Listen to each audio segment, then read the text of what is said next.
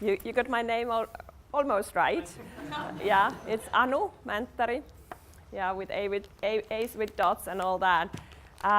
Very happy to be here. Helsinki was designated the same time as Dundee, but we've had a long history already of using design. And I want to share you the story of what we have done in the past around 10 years now. But before going into the story of Helsinki, maybe just to share you why Finnish design is so important, at least for us Finns, but that's the ground that also we come from, and why it is important to Helsinki as well, and what's the background. So let me just briefly tell you about Finland.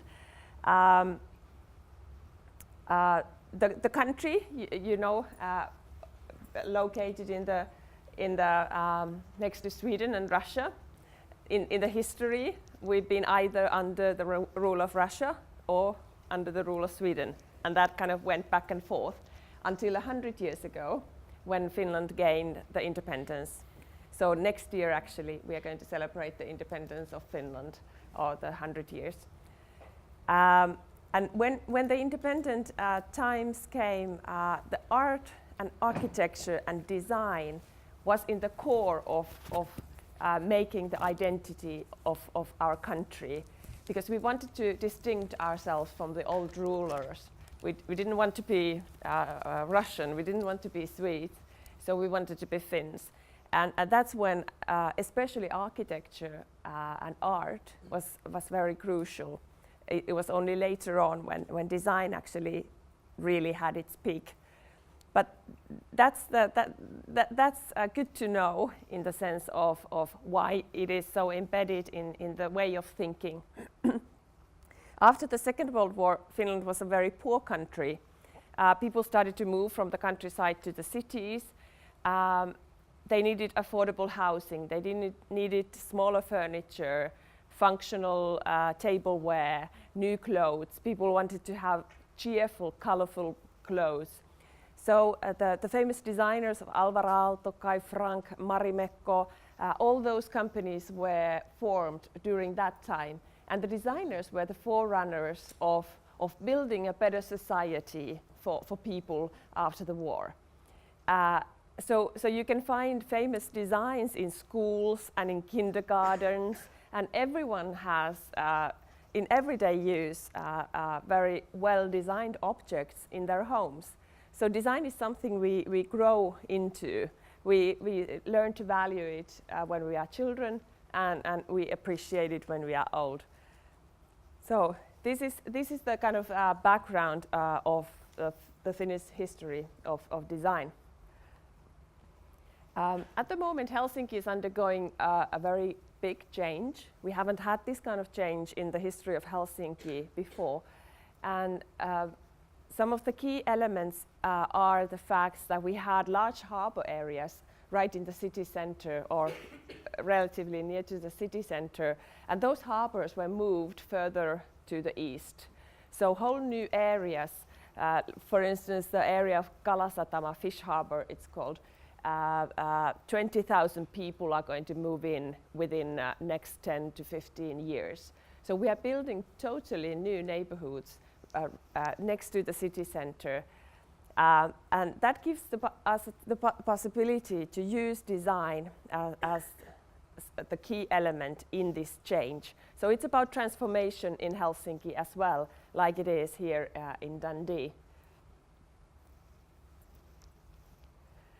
For around 10 years now, we have realized how important design is for the transformation.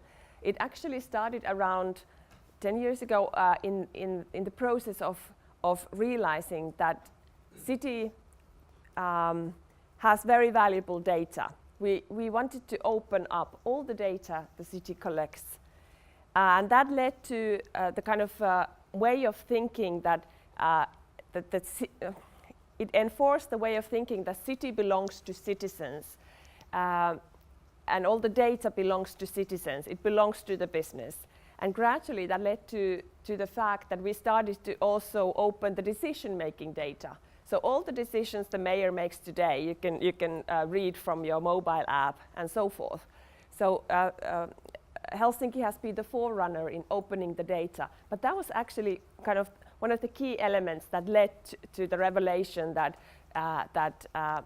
design can actually help us in doing this city with and for citizens. And we realized that we need help. I mean, it is always easier to develop the city in the offices rather than to go out and say that we don't know what we need to do. What do you want? And that's very scary to civil servants such as myself to expose yourself to the process of kind of tendering something that you haven't so strictly written what you want. You just have a problem that you want to solve. And designers have been very, very good in the sense that there are things such as trust, things such as empathy that can play a crucial role in this interaction between the citizens. And also the interaction between businesses. We have realized that we cannot afford to not use all the talents we have in the city. There are so talented people living in the city, businesses, and also the staff of the city of Helsinki. We need to use all of that in creating a better city for us. In the process that led to the fact that Helsinki was a well-designed capital through 2012, the title being Open Helsinki, Embedding Design in Life. And we started to realize how we should address and talk about design. And lately, actually, we feel that we are a design city that doesn't really talk about design as such, because even the Finnish word of design, muotoilu, it really implies to form giving. And this is something we are not so much doing, really. We are using design in another way. So we have started to talk about these 4 things instead of saying that we need to use design or we need to use service design. We've been now collecting all kinds of examples. You can go to Design Stories from Helsinki.fi website and you can read about the stories. We try not to say that it's about design. It's about these 4 aspects that is the added value for us as a city. Obviously, we need a strong background. Luckily, we have a mayor who has been one of the forerunners in getting in the design to the city development. And at the moment, this is what the Helsinki design policy says. We have 3 things: how to be a competitive city, how to embed design in the public sector, and how to embed design in the businesses. And I already have my eyes on the next strategy phase, as this is my job within the city. I'm the grey policymaker, as you can see. What we are going to do next, we are going to actually combine 3 different Ds: design, digitalization, and dialogue. And this is something that requires that we are in the process of hiring a chief design officer who will be working with the managers of the city. And this is a huge thing for us. We are really getting design into the core of the decision making. Okay. I'll just quickly tell you a few stories and then a short video. These are examples. You can read more about them in the web publication, Design Stories from Helsinki, about the ways we have used design. We have used design to voice people's needs. for instance, in the new central library, which is going to be actually being built at the moment right in the heart of the city, to be able to find out the different needs of different kinds of citizens. We have used design in tackling the youth homelessness by kind of creating communities, and then using that innovation process to kind of find out what kind of homes we could offer them. For instance, a group of timberman students, we were able to find them an old villa outside the city center, and the way they pay the rent is by giving their time to refurnish the villa.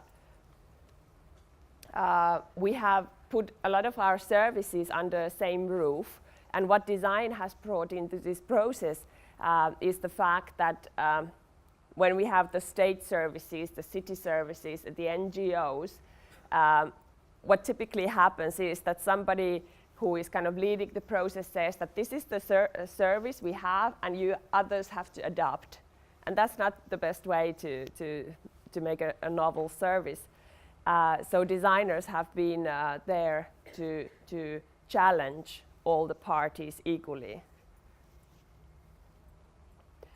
Just recently, a couple of weeks ago, we got new city bikes, and we used design in the tendering process. We gave people a chance to actually test the bikes, and those points were included in the tendering process. Very kind of something I expect us to do a lot more in the future. We have used visualization in the way we talk about the shared visions and shared future.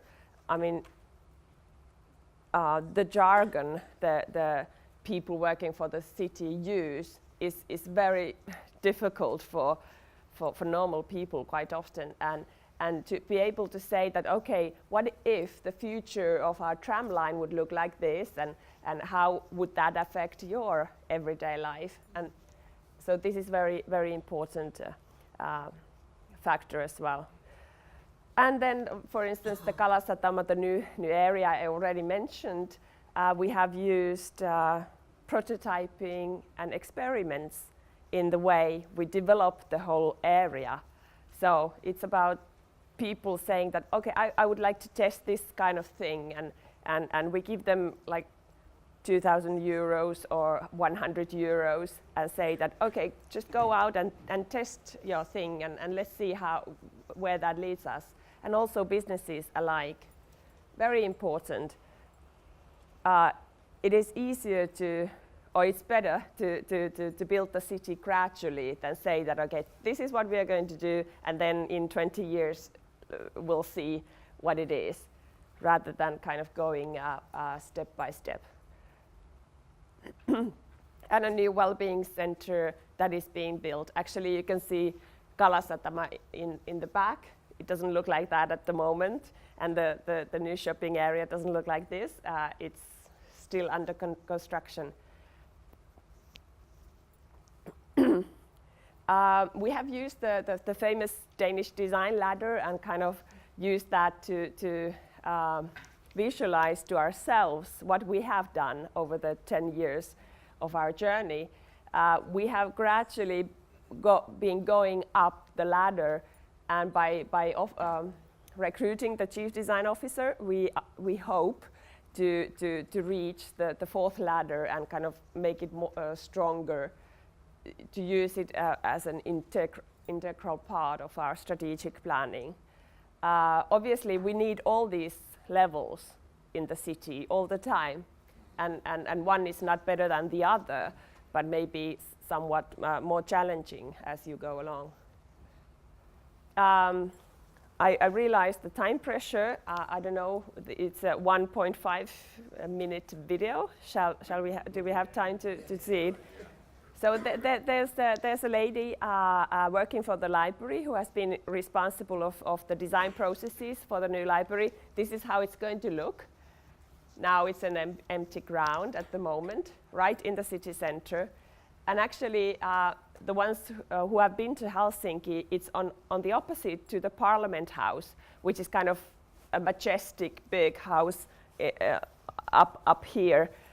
And if you stand on the balcony of the new library, you are on eye-level contact or eye level with the Parliament. And that's a huge statement as well, that this is the way we are building the city. It's going to be a beautiful wooden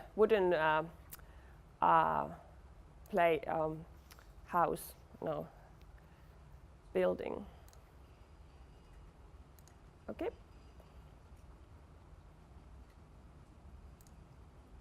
And the voice.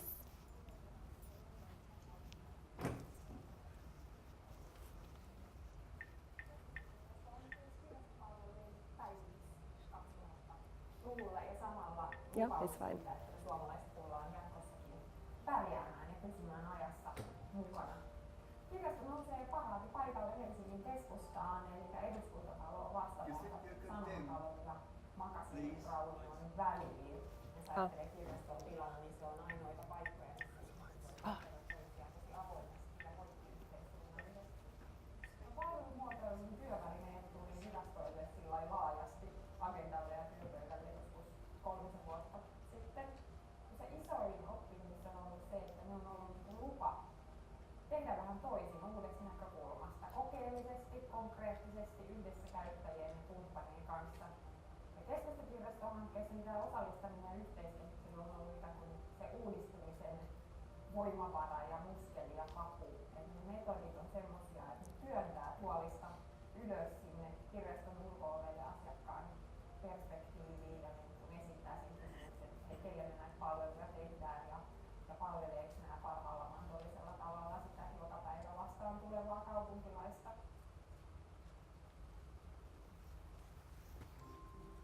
Ongelmia, joita me lähdettiin ratkaisemaan tässä prosessissa, oli Okay. So this is it. Kiitos for listening.